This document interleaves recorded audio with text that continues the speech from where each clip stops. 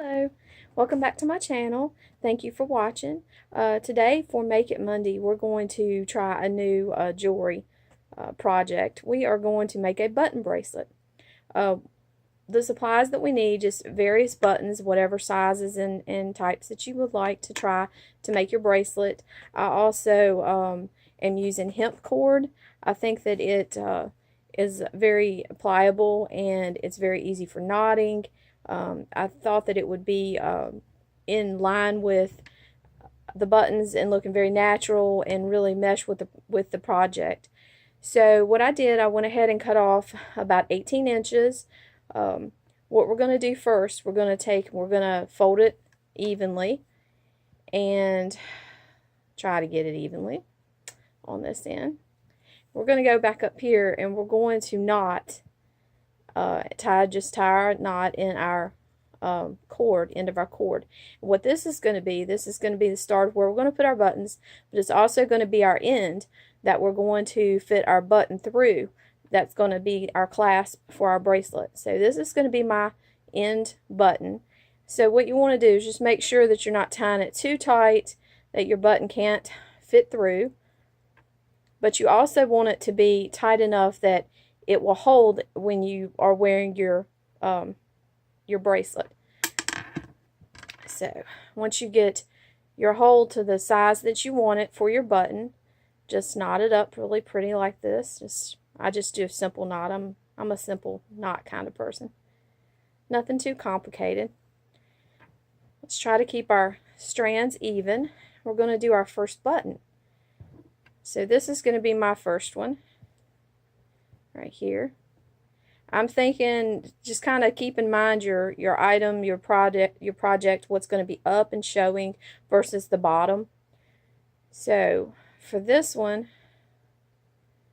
we're just going to take and, since it only has 2 buttonholes, we're going to take and weave this one through and get that.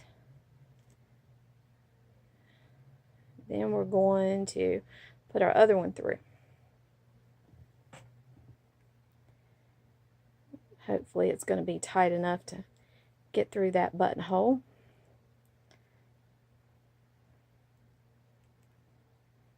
There we go.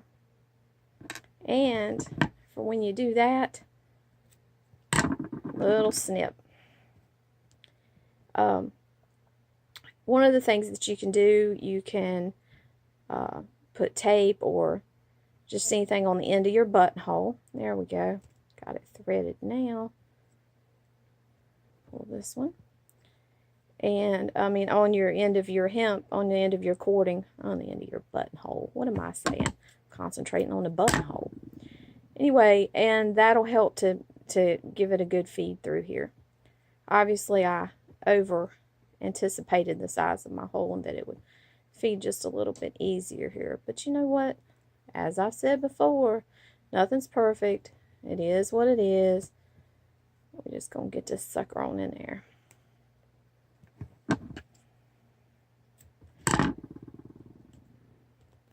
One thing about the hemp cording is it does unravel, but it just looks so pretty. So we just need to get it in there.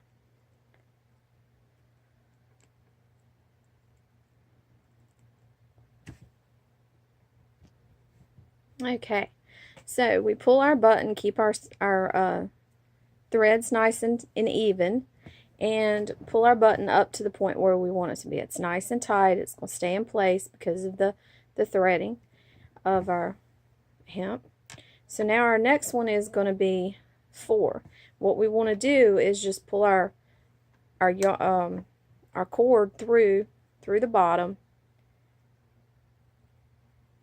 and we want to cross it over, just cross through like this. And then we want to take our other cord, our other side, and we want to cross from the opposite direction.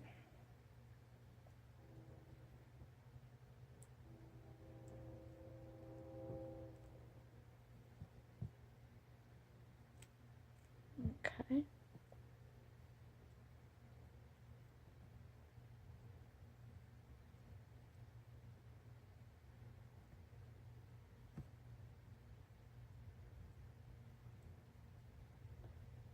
One thing you can do with the end of your cord to keep it from unraveling, which I keep experiencing here because I didn't take the time to do that, you can put some fingernail polish on it. You're just going to pull it through the back. So you have a lovely cross stitch pattern. Lovely cross pattern. So we're just going to feed our thread through, our cording through. Look at me, I'm going into all cross stitch mode with my language. Talking that cross stitch language. That's what we're not doing. We're not cross stitching. I don't feel like we're cross stitching. We're just going to keep pulling it through until we get our cord up here. Get it even. Keep our stuff straight here. So here's the back. So see how we just keep our cord straight as we can as we're pulling it tight and into the position that we want it to be in. Just do one side at a time. About like that, I think. Okay, we'll see. I think that looks good. All right. Now we got our big center one here. Let's keep our cord straight.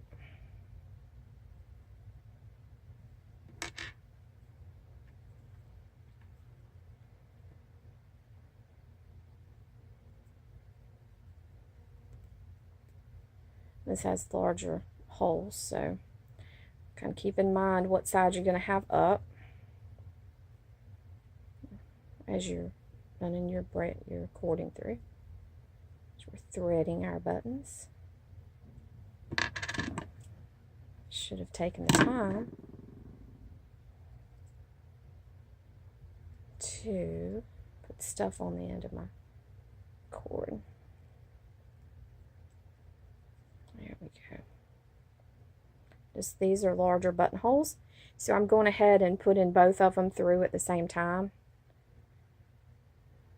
Make it a little bit more easy. Bring it back down. All right. Let's pull this one up where we want it to be. Lovely button. Lovely. Oh, that's looking pretty. Pretty stuff. Pretty stuff. So I'm keeping an eye out that I'm, kind of keeping a similar size in between, spacing. So we're going to try our next one. You start off thinking you have a whole lot of cording, but by the time you are crisscrossing and in between, you really do kind of run through it a little quicker. You don't have quite as much as it looked like you did when you started. That's why I'm a big fan of extra. Always make sure you have plenty. It's nothing worse than getting halfway through your project and you don't have enough cording, you don't have enough wire, you don't have enough to finish what you're doing, and then you have to start all over again. And sometimes it just doesn't flow the way that you want it to when you're trying to starting over the second time. It doesn't have the same feel to it. You can't quite get the same look. So let's pull this on through here. Keeping it up. Make sure I've got it facing the right way. Get my stuff tight. There we go. It's looking lovely. Nice, nice. Okay. Our next button is, I'm going to do a double button. I'm stringing a larger button through the holes, and then at the same time I'm going ahead and threading it through the smaller button in the cross stitch pattern. Make sure that you line the holes up with the little button and the big button at the same time. It makes it a lot easier. It made it a lot easier, I think, for me, and then that way I can just kind of pull them together and make sure that they get tight and we have a nice little accent piece. And it's threaded the same way. I just went ahead and went through the top button, the big button, went straight up through the same hole on the little button, and did the same for the other side, came back through, and I just made sure that when I went through this, through the second hole, I did not get it underneath or twist it up underneath the small button. I made sure I kept the holes in line to come out the other side. So we have a nice little extra little piece there. For the final button, that's part of the design, I'm just going to do a simple little cross. So we've kind of covered several techniques in our button making today. We've had the big one with the straight. We've had several smalls, a double. So we'll keep on, finish up with this.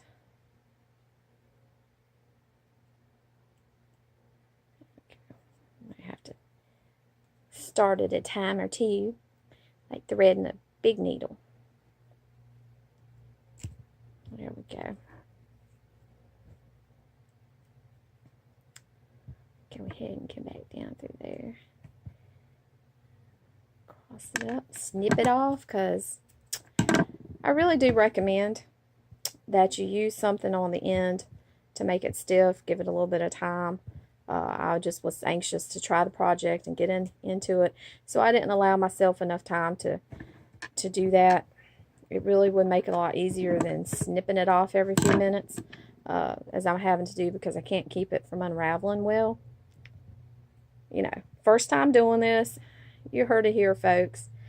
First time trying something new, keeping it real.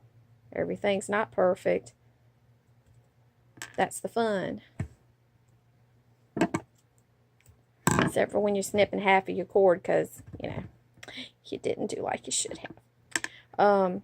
Fingernail polish should probably be a good thing if you want to take some tape. Tape would be okay, just a little bit to keep it where it'll stick straight through your holes. And when you're doing this, also keep in mind the size of the buttonholes that you're going to be using. Make sure that your cording or your wire, whatever product you're going to be using to do your to make your bracelet, whether it just be, you can use satin cording, whatever will go with your buttons. If you want to make it fancier, use some antique buttons, it would be gorgeous. So beautiful. If you want to just keep it kind of natural, that'd be fine too, with the hemp cord. There's so many different options out there. You can create whatever look you want with your item. That's the fun of creating. Pull it through. Do this. Keep our spacing. See if I need to pull it a little bit tighter. Can't see from my fingers in the way. Gotta get my cords even. Got a little bit extra right there. It's always the fun trying to pull the right cord. So you're not pulling the one too much. There we go. We got good spacing on there. So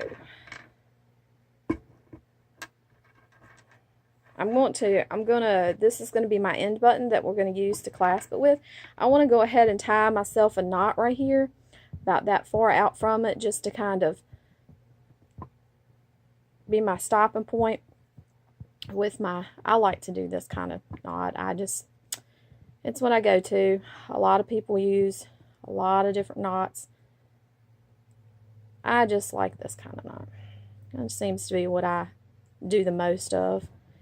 I think it'll look good.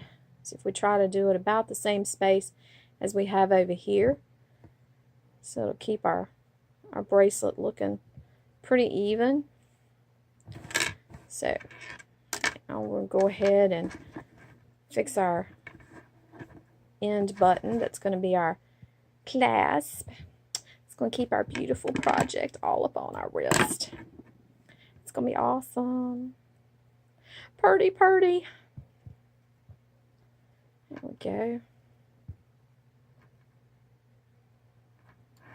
Oops. Guess I ought to show you what I'm doing here. Here we go.